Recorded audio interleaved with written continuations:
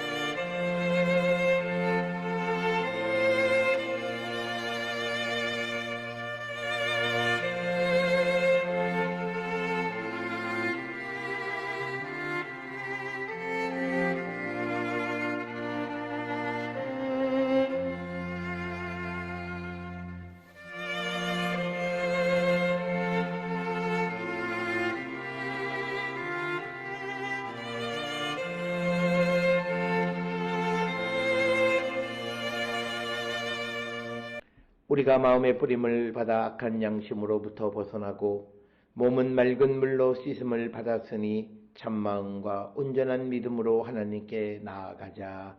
아멘.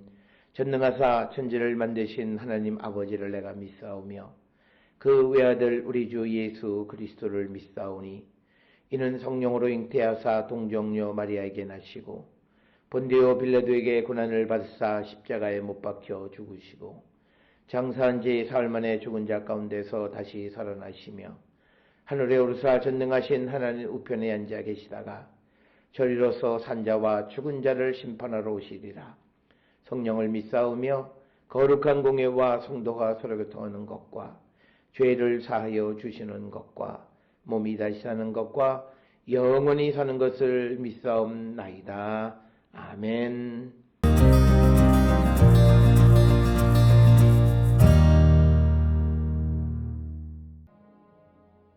욥이여, 이것을 듣고 가만히 서서 하나님의 오묘한 일을 깨달으라.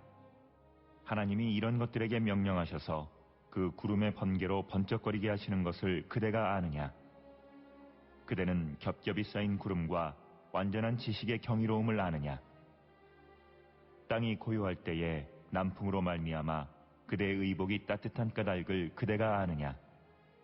그대는 그를 도와 구름정들을 두들겨 넓게 만들어 녹여 부어 만든 거울같이 단단하게 할 수 있겠느냐? 우리가 그에게 할 말을 그대는 우리에게 가르치라. 우리는 아둔하여 아뢰지 못하겠노라. 내가 말하고 싶은 것을 어찌 그에게 구할 수 있으랴? 삼켜지기를 바랄 자가 어디 있으랴? 그런즉 바람이 불어 하늘이 말끔하게 되었을 때 그 밝은 빛을 아무도 볼 수 없느니라. 북쪽에서는 황금 같은 빛이 나오고 하나님께는 두려운 위험이 있느니라. 전능자를 우리가 찾을 수 없나니 그는 권능이 지극히 크사 정의나 무한한 공의를 굽히지 아니하심이니라. 그러므로 사람들은 그를 경외하고 그는 스스로 지혜롭다 하는 모든 자를 무시하시느니라.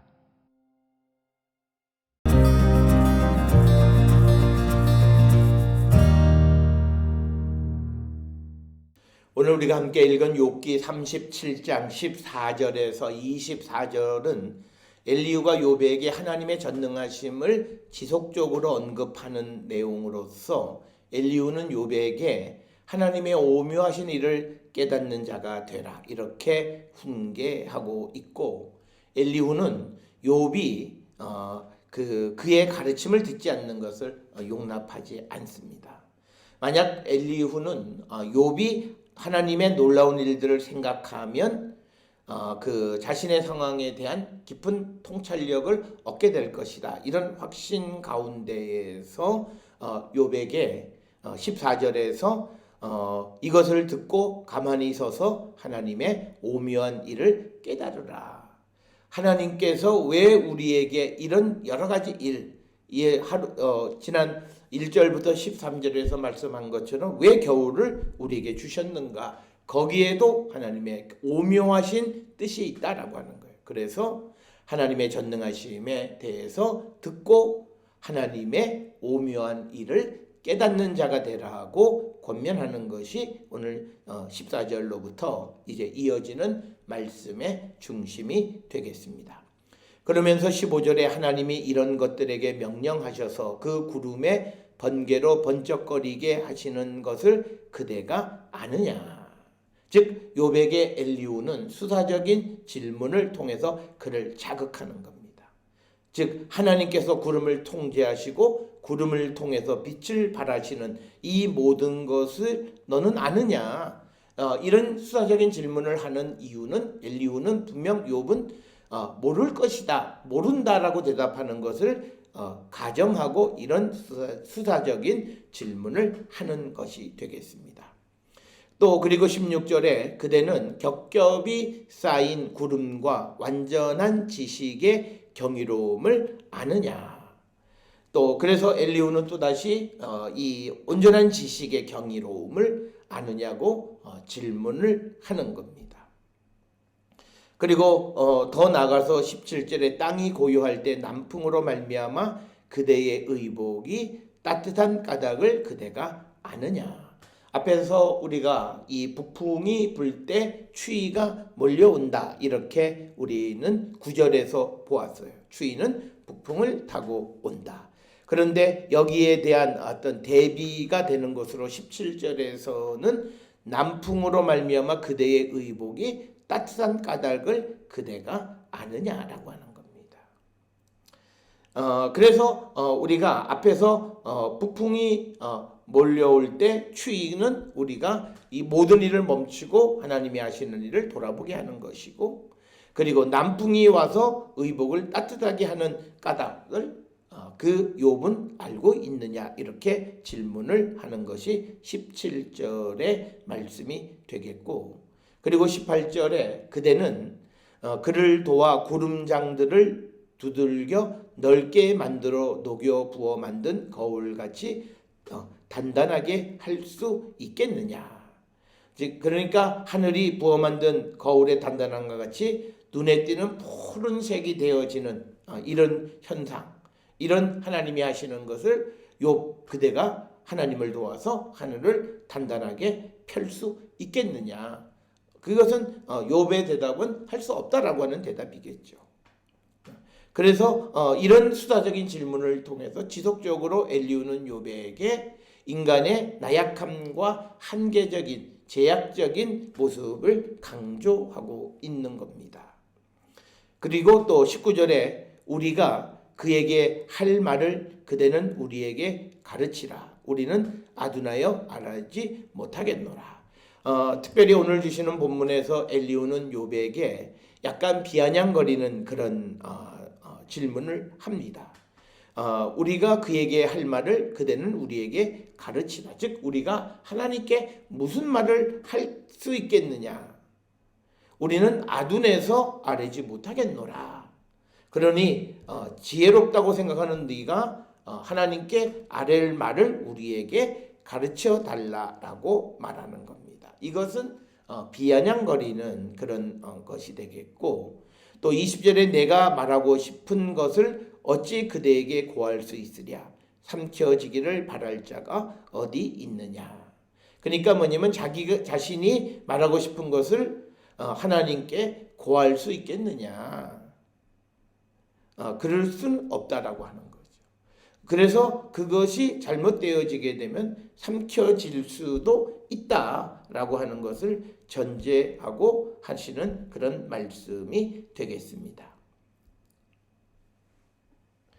그러니까 이 20절에서 삼켜지기를 바랄 자가 있느냐라고 하는 것은 내가 하고 싶은 말을 하나님께 함으로 하나님으로 말미암아 내가 멸망당할 수 있는 그런 기회를 하나님께 드리. 그러니까 내가 하나님 앞에 무엇을 고하고 내가 하고 싶은 말을 하면 결국은 하나님의 심판, 하나님으로부터 멸망을 받게 된다라고 하는 거예요. 그래서 하나님 앞에 고할 수 없는데 욥은 자꾸 하나님 앞에 하나님 만나서 옳고 그름을 따져보자고 얘기하니까, 그러면 그대가 우리가 하나님 앞에 무슨 말을 할 수 있을런지 가르쳐달라. 우리는 도무지 알 수 없다라고 하는 그런 말을 하는 겁니다. 그래서 오늘 주시는 본문의 말씀에서 하나님의 위대하신 가운데에서 인간이 하나님 앞에 할 수 있는 말은 없는데 욥이 자꾸 하나님을 만나서 자기 입장을 변호하고자 하는 그런 욥의 모습에 대한 비아냥거리는 이야기가 오늘 주시는 20절까지의 말씀이 되겠고, 특별히 이제 21절로부터 24절에서 엘리후는 하나님의 영광에 대해서 언급을 합니다. 그래서 21절에 바람이 불어 하늘이 말끔하게 되었을 때 그 밝은 빛을 아무도 볼 수 없느니라 라고 하는 겁니다. 그러니까 하늘이 그 맑은 빛을 비추게 될 때 아무도 그 빛을 볼 수 있는 사람은 없다. 북쪽에서는 황금 같은 빛이 나오고 하나님께는 두려운 위험이 있다. 그리고 23절에 전능자를 우리가 찾을 수 없나니 그는 권능이 지극히 크사 정의나 무한한 공의를 굽히지 아니하시는 분이시다. 그래서 우리가 전능하신 하나님을 찾을 수 없고, 하나님은 권능이 크고 정의나 공의를 굽히는 분이 아니시다라고 하는 것을 다시 한번 강조를 하고 있고, 그리고 24절의 마지막으로 그러므로 사람들은 그를 경외하고 그는 스스로 지혜롭다 하는 모든 자를 무시하시는 분이다. 그래서 오늘 주시는 14절로부터 24절까지에서 핵심적인 말씀은 스스로 지혜롭다고 하는 그 말을 하는 모든 자를 하나님께서 멸시하시는 분이시다. 그런 자를 무시하신다. 그래서 오늘 주시는 본문의 말씀을 통해서 결국 욥이 지혜롭다고 자꾸 자기의 지혜를 주장하는 그 자체는 결국은 하나님의 무시를 받을 수밖에 없다라고 하는 겁니다. 그래서 오늘 주시는 23절에 하나님의 권능이 가장 크기 때문에 우리가 전능하신 하나님께 나갈 수가 없다라고 하는 거고, 그리고 하나님은 사람을 대하실 때 의롭게 대하시고 또 정의롭게 대하여 주시는 분이시다. 그래서 하나님께서 우리를 어떻게 대했다고 해서 그것이 잘못됐다고 말하는 욥, 그것은 잘못되어진 것이다. 이렇게 하나님이 정의와 공의롭게 사람을 대하기 때문에 모든 사람들이 하나님을 경외한다. 그런데 하나님을 경외하지 않고 스스로 지혜롭다고 하는 모든 자를 하나님은 무시하시는 분이심을 다시 한번 강조하는 말씀이 되겠습니다. 오늘 주시는 본문을 통해서 우리가 하나님 앞에 우리가 정말 무엇을 말할 수 있고, 그리고 공의로우신 하나님 앞에 나가서 자기의 의를 드러내는 어리석은 일을 행하는 자가 되어서는 안 됨을 다시 한번 강조하는 말씀이 되겠습니다. 오늘 주시는 말씀을 통해 우리가 지금까지 살아오면서 자기 의 가운데 살지는 않았는가 한 번쯤 성찰하는 우리 모두가 될 수 있기를 주의 이름으로 축원합니다. 기도하시겠습니다. 사랑과 은혜가 충만하신 아버지 하나님, 우리는 하나님 앞에 기도한다라고 하는 그 기도의 통로를 통해서 우리의 의롭고 우리의 교만함을 드러내지는 않았나 돌아보게 하여 주시옵고, 하나님이 세상에 행하시는 모든 것은 정의와 공의 가운데 행하시는 것임을 믿고 그것이 무엇이든지 수용하는 저희들 되게 하여 주시옵고, 우리가 하나님이 하시는 일을 판단하는 그런 어리석은 자가 되지 않도록 인도하여 주시옵소서. 예수님의 이름으로 기도드려 싸움나이다. 아멘.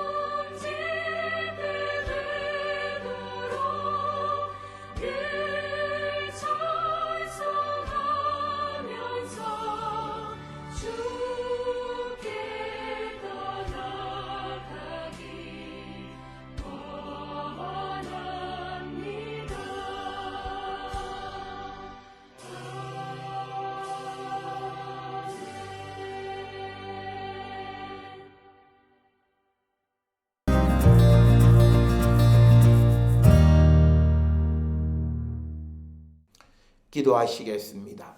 이제는 우리 주 예수 그리스도의 은혜와 하나님 아버지의 무한하신 사랑과 성령의 위로 역사 교통하심이 하나님이 행하시는 모든 일에 순종하는 자가 되기를 결단하며 세상을 향해 나가는 우리 모든 성도들 머리 위에 지금으로부터 영원토록 함께 할지어다. 아멘. 주 나를 지키시